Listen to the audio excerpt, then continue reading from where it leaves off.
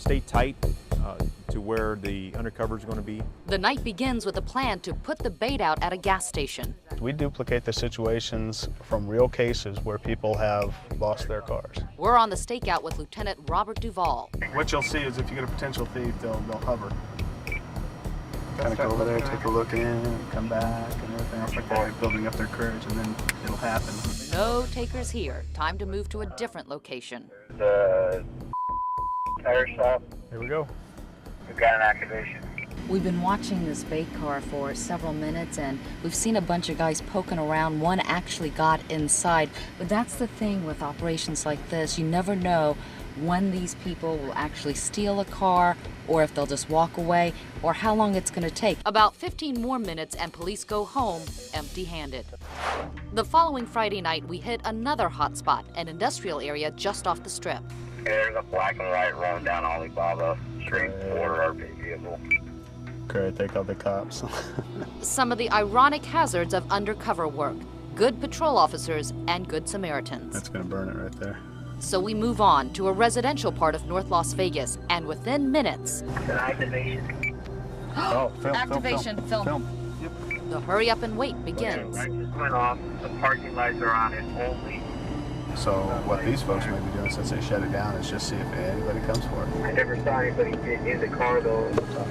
Here we go. Here we go. Alright, lights are on. Ignition on. Ignition off. Ignition. Come on, you guys, either take it or don't. So whoever's inside that car has been fooling with a light switch, but they haven't actually gotten up the courage to move the vehicle just yet. The possibility also exists that all they're trying to do is burglarize the vehicle. It's still a felony. Turns out that's exactly what was happening, but the burglars get scared off. Night 3, much more fast-paced. The camera is barely turned on when... Yeah, he's in it. In the car. Here it goes. You got it?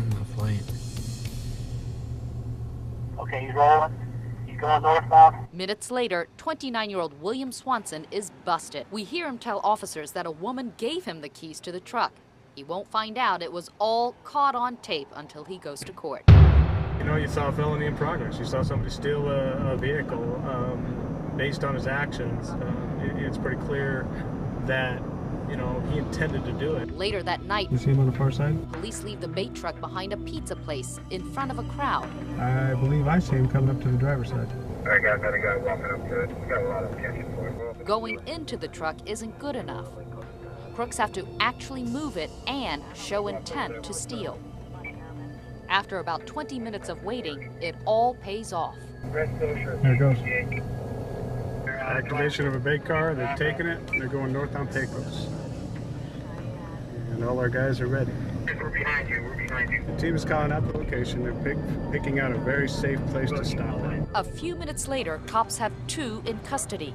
Juan Rios was behind the wheel with Luis Avalos in the passenger side. Their next ride is to the county lockup.